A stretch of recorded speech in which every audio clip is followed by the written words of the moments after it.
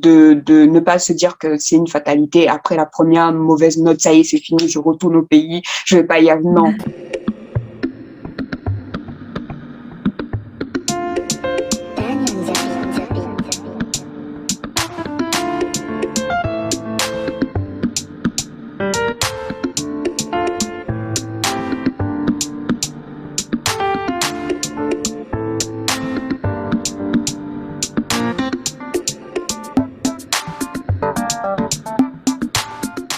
Et la solitude, ça construit.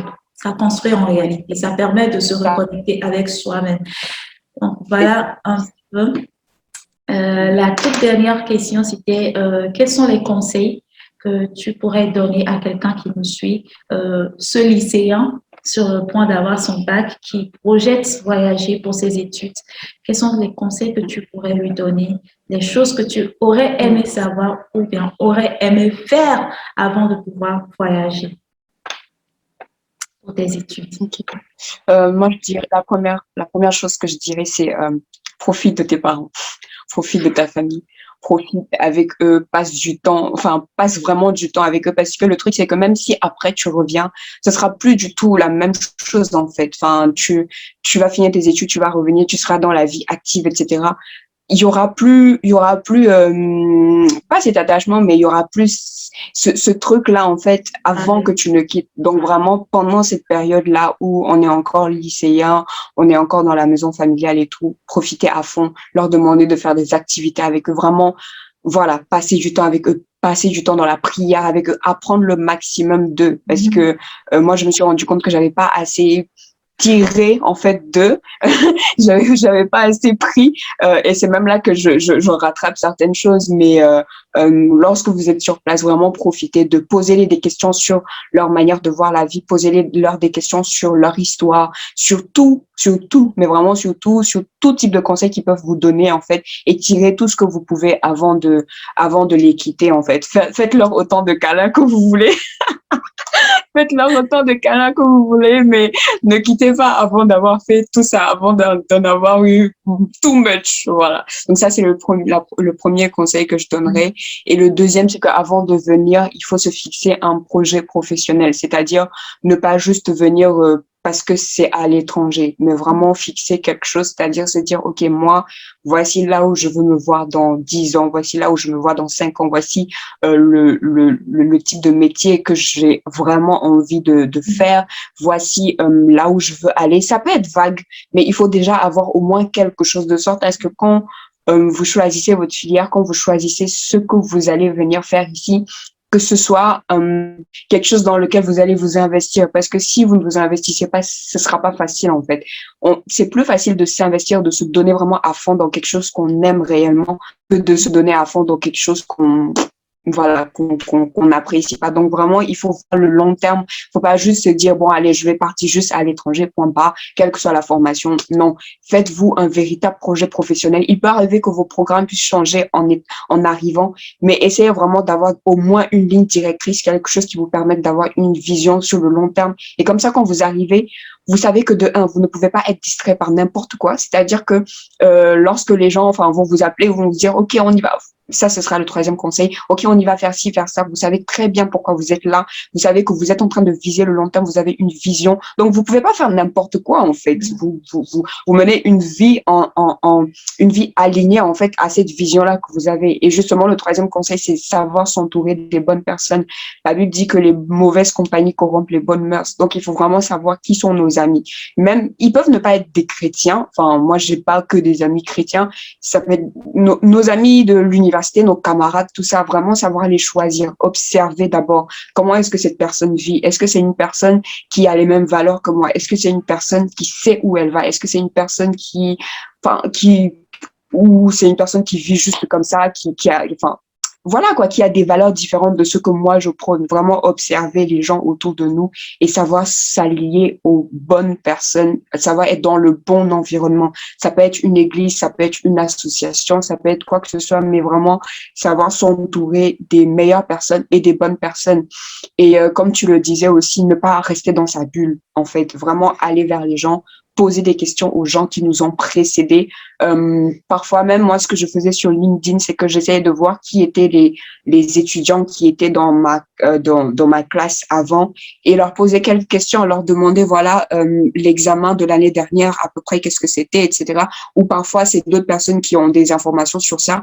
Du coup, je m'allie à ces personnes, j'essaie de voir. Donc, vraiment, en fait, il faudrait pouvoir avoir de l'avance, en fait, poser des questions pour avoir une longueur d'avance par rapport à ce qui se fait, par rapport à ce qu'il y a. Et moi, c'était mon erreur au début. C'est-à-dire, quand je suis arrivée, j'étais très timide, enfin, timide, en guillemets, quand je ne connais pas vraiment, je suis très dans mon coin et tout, du coup, et j'avais même peur, en fait, de demander des conseils parce que j'avais pas envie de déranger les gens, en fait. Du coup, j'étais dans ma bulle, je partais à l'école, je saluais timidement les gens, enfin, vite fait, et puis je rentrais chez moi. Non, c'est vraiment la pire des erreurs parce que quand tu restes comme ça, les autres, peut-être qu'ils ont même des informations hyper importantes qui peuvent t'apporter, qui pourront t'aider, mais ils pourront pas te les donner parce que tu n'es pas là, en fait. Ils te connaissent pas, ils savent pas qui tu es, tu n'es pas relié à eux, donc tu rates tout, tu rates vraiment tout.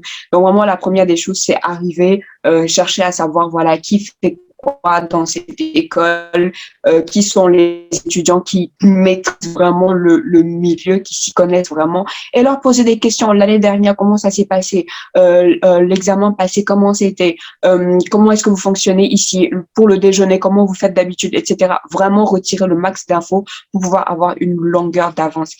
Et la dernière chose que je dirais, c'est de ne pas rester dans son coin par rapport à tout ce qui est extrascolaire, c'est-à-dire les associations, le bénévolat, les festivals, enfin tout ce qui, en fait, vérifier vraiment par rapport à notre ville, tout ce qui se fait comme activité et tous les bénéfices qu'on peut y avoir, en fait, et y aller. Voilà, vraiment se sociabiliser, apprendre vraiment à connaître l'endroit où on est, visiter des endroits, parce que ça t'ouvre aussi un peu l'esprit, tu vois, genre, au lieu que tu restes cloîtré dans ton chez-toi, lorsque tu sors, que tu découvres des endroits, que tu découvres les histoires de l'endroit où tu es, que tu découvres, ok, telle association fait ceci, ça rentre dans mes valeurs, moi j'ai envie de donner un peu plus de moi, ça te permet toi-même, en fait, de t'enrichir, de pouvoir offrir les autres, parce que la Bible dit qu'il y a plus de bonheur à donner qu'à recevoir. Donc, tu es en train d'offrir, mais tu reçois également énormément. Et moi, ça a été vraiment l'une de mes plus grosses forces ici,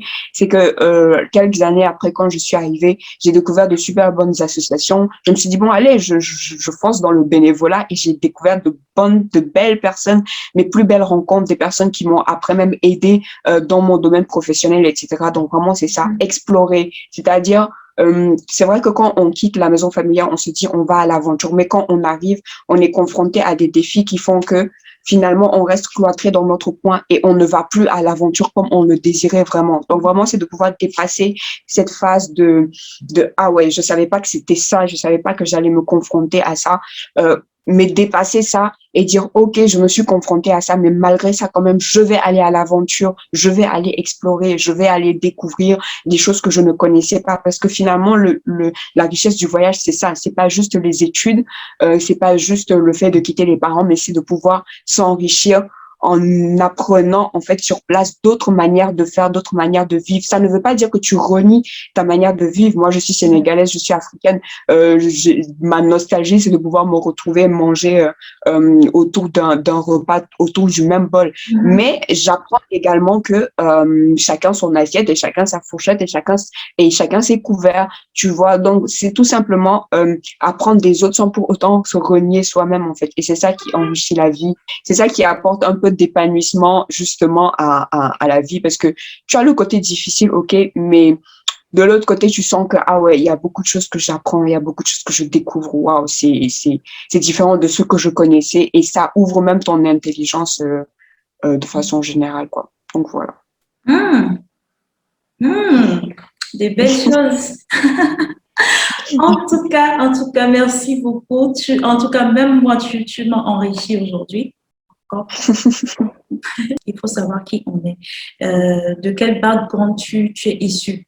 Voilà. C'est-à-dire, tu connais ta famille, tu connais votre situation, tu sais que tu es là pour une durée déterminée et que tu es là pour accomplir telle chose en tel temps que le Seigneur t'a donné, t'a accordé la grâce d'avoir. Donc, se fixer des objectifs, comme tu as dit, et se donner tous les moyens, tous les bons moyens pour pouvoir atteindre ces objectifs-là. Se fixer aussi des objectifs professionnels, comme tu l'as dit. On se donne des années, une durée. Tu as dit 5 ans, dans 10 ans, je me vois dans tel endroit, je me vois occuper tel poste, je me vois en train de faire telle chose, telle chose. Et quand on se fixe des objectifs, il ne faut pas oublier le volet aide sociale. Comme si tu as un peu brossé ça dans le cadre où il faut participer aux trucs de bénévolat, il faut participer aux activités extrascolaires, parce que dans ces choses, vous tissez beaucoup de relations, que vous n'imaginez pas, aide beaucoup dans le monde professionnel plus tard. Ça aide. Moi, sincèrement, je ne suis pas du genre relationnel, du tout, pas du tout. Pas du tout. Et ce qui a fait que même à l'école, quand tu disais tout à l'heure, ça m'a rappelé comment j'étais à l'école. Même les camarades peuvent témoigner aujourd'hui. Je suis du genre, je viens, je dis bonjour, bonsoir, bien. Comme on le dit, salam alaikum.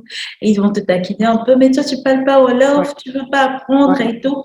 Et je souris seulement, je suis encore dans mon coin. On finit le cours, je prends mon sac, paf, à la maison. Quand il y a une activité à l'école, j'y vais pas. Je participe pas, je me sens pas concernée, je me sentais pas concernée. Et au jour d'aujourd'hui, je regrette un peu ces choses-là parce que c'est pas bien. C'est vraiment pas bien de rester dans son coin.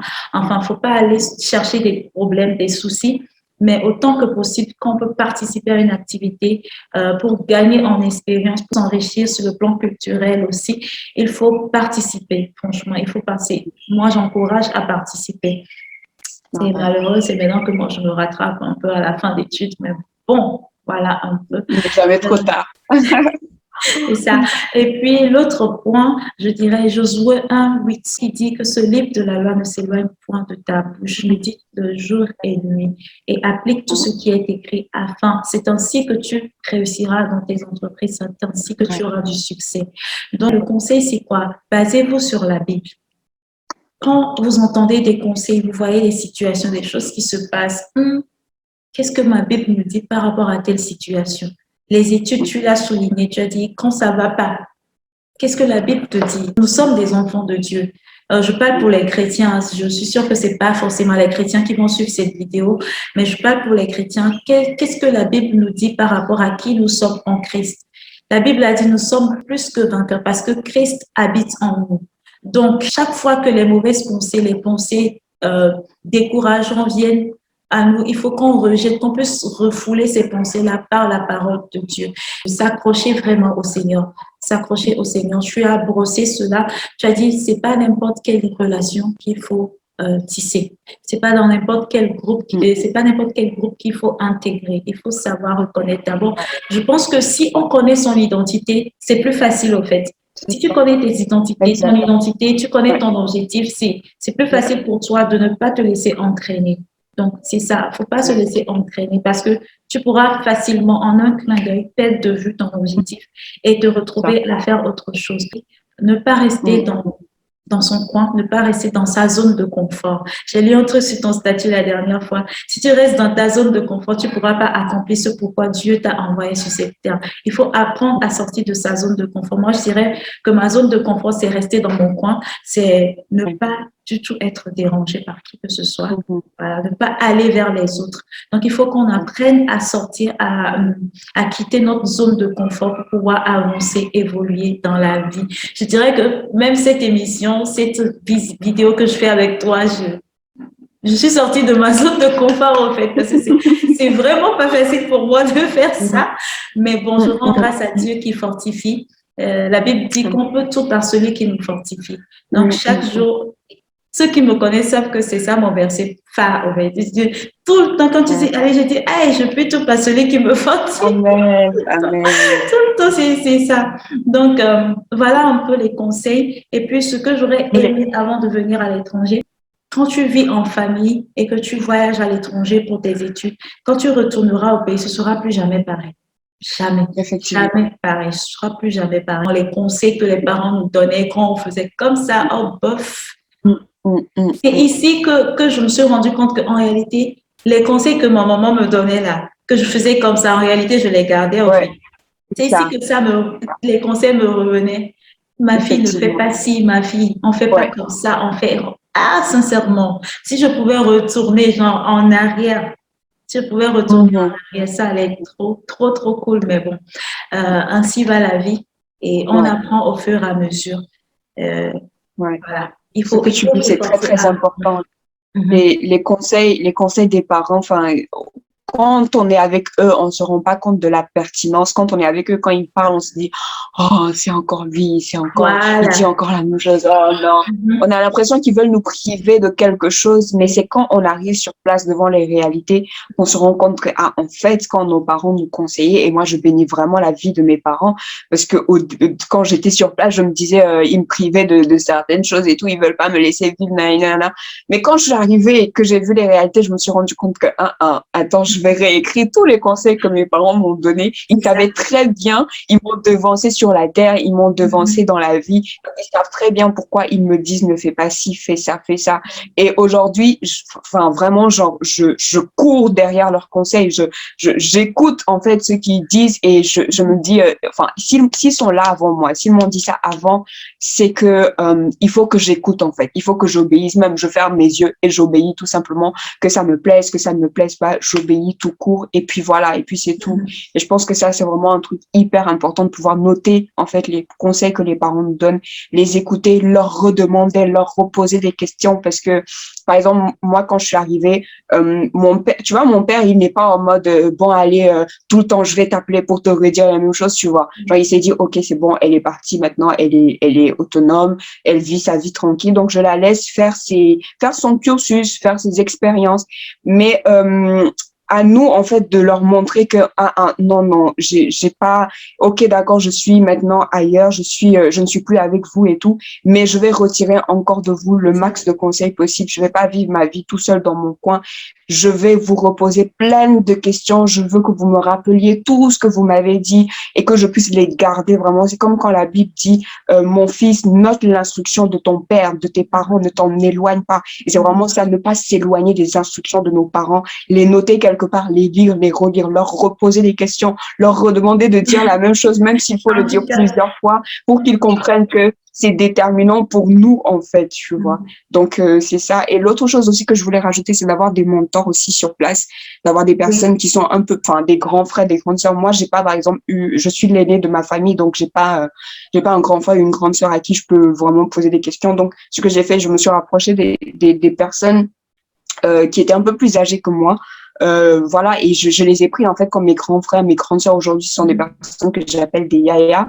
Et quand j'ai un souci, enfin, je me rapproche des choses dont je vais pas forcément tout le temps parler à mes parents. Je me rapproche de ces personnes, ou bien je les observe, je m'inspire aussi de leur vie, etc. Mhm. Et puis voilà, donc c'est vraiment d'avoir des mentors. Mm. Mentor.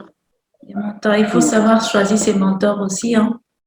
Il faut vraiment Ouais, prier. Il faut vraiment prier ouais, pour être dirigé par le Saint-Esprit, sinon c'est pas évident.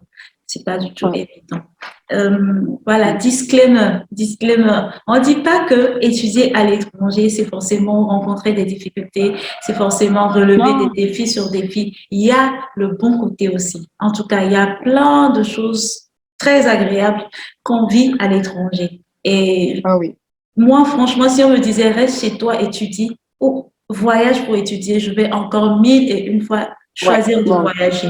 Voyager pour vivre l'aventure, pour vivre cette Mm. richesse culturelle, voilà, Oui, et pour ouais. vivre le fait d'être autonome. En fait, quand tu voyages seul à l'étranger, tu vas grandir. Oui, Forcément, forcément. tu vas grandir. Tu n'as pas le choix. C'est là que tu Mm. te rends compte que en fait, tu es livré qu'à toi-même et tout ce que tu dois Ouais. faire pour ton bien ou pour ton mal, c'est toi. Mm, mm, Quelqu'un dit que à l'étranger, ton propre ennemi, c'est toi-même d'abord. Et ton ami aussi, c'est toi-même. C'est-à-dire que quand tu fais bien, ça va bien revenir vers toi. Mais quand tu fais mal aussi, ça va retourner vers toi comme tu l'as envoyé. Donc, ouais, j'appuie encore ce que tu dis, hein, j'appuie encore ce que tu dis.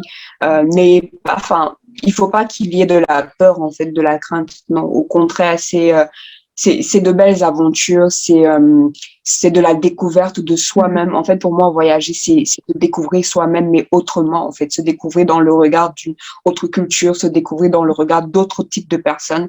Et ça t'enrichit forcément. Donc, il y a l'épanouissement. Moi, mes parents me manquent, ma famille me manque, mon pays me manque, ma culture me manque. Mais pour rien au monde, je n'aurais, si on me redemandait, est-ce que si c'était à refaire, tu le referais? Bien sûr, je le referais à Voilà. 100%, à 1000%, je le referais, mais vraiment parce que c'est hyper enrichissant, c'est hyper épanouissant et toi-même, tu te découvres autrement, en fait. Tu te rends compte que, ah ouais, tu étais capable de faire ça, ça, ça. Si tu étais resté dans le cocon familial, si tu étais resté dans l'endroit, dans ta zone de confort, dans ton pays de confort, peut-être que tu n'aurais jamais découvert ça, peut-être que tu te serais juste dit, non, moi, je sais juste faire ça, c'est tout, tu vois. Mais quand tu voyages, tu es obligé de ressortir, en fait, toutes les capacités qui sont en toi. Et l'autre chose aussi, c'est de ne pas avoir peur de l'échec. C'est-à-dire quand il y a quelque chose qui se passe, quand vous n'arrivez pas à avoir la bonne note que vous avez eue, franchement, il faut se relever calmement et se dire que, OK, bon, ça a été un échec, mais je peux profiter de cet échec pour apprendre quelque chose. Si j'ai eu 6 sur 20, c'est parce qu'il y a eu ça, ça, ça, ça, ça. OK, maintenant, pour la prochaine fois, je vais rectifier cela et je vais tout simplement update et je vais me mettre à jour tout simplement et réussir ce que je veux. Donc, vraiment, ne pas avoir peur. Après la première, la première maladie, se dire non, c'est bon, ce pays n'est pas fait. Non, il faut vraiment pouvoir être déterminé, voilà, et se dire voilà, j'ai un objectif, j'ai un but, voici ce que je veux atteindre. Donc, on y va jusqu'au bout, on lâche rien. Et c'est dans ça qu'on s'épanouit, c'est dans ça qu'il y a la joie, la paix, justement parce que le Seigneur aussi est dedans, il est dans la barque. Donc, il y a une paix qui accompagne et lui-même, il te rassure, quoi. Oh, merci beaucoup. On dirait, c'était un moment pour nous deux. J'ai même oublié que c'était pour les autres. En tout cas, merci, c'était super, c'était vraiment super. Merci beaucoup, beaucoup, beaucoup. Du coup, elle a dit qu'elle veut 1000 likes. Partager ça, Oui, partager. Si, la vidéo, c'est pas pour nous-mêmes parce que nous, on a déjà vécu et on voulait juste partager notre vécu avec vous, basé sur nos expériences pour aider quelqu'un à l'avenir à pouvoir faire bien ses choix.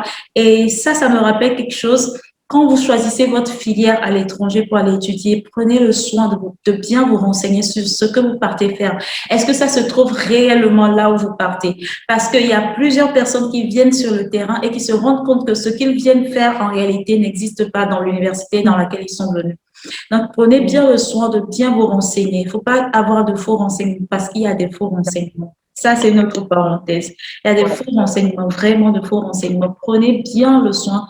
Reposez-vous vous-même, allez rechercher si possible. N'attendez pas que quelqu'un d'autre aille faire des recherches pour vous. Faites votre propre recherche, vos propres recherches et assurez-vous que ce que vous partez faire existe vraiment dans le pays où vous allez, ou l'endroit où vous allez. Parce que ce sera compliqué. Vous pouvez perdre votre année comme ça, à traîner dans les paperasses de trucs là, en fait. Donc, c'est tout. ouais. Moi, j'ai fini. Je ne sais pas si tu as un mot de fin. Juste dire merci, merci beaucoup en tout cas pour ce moment que nous avons passé ensemble. Je crois que déjà nous, ça nous a bénis et je crois que ça va bénir également d'autres personnes parce que de toute façon, nous, on est encore à l'étranger, hein, donc on continue aussi d'apprendre, d'appliquer les mêmes choses en fait qu'on est en train de dire là et je prie que ça puisse bénir également d'autres personnes. Et puis, voilà. Amen. Amen. Merci. Bye bye. À la prochaine. Abonnez-vous. Abonnez-vous. Allez visiter sa chaîne YouTube Race de David. Je vais l'écrire dans la barre des infos. Allez cliquer dessus. Il suffira juste de cliquer sur les liens et ça va vous diriger vers les différentes pages et chaînes. Donc, n'hésitez pas à vous abonner et à la suivre. Elle fait de très très belles choses. Moi-même, je la suis et je suis bénie au quotidien. Donc, coucou. Au revoir. À la prochaine.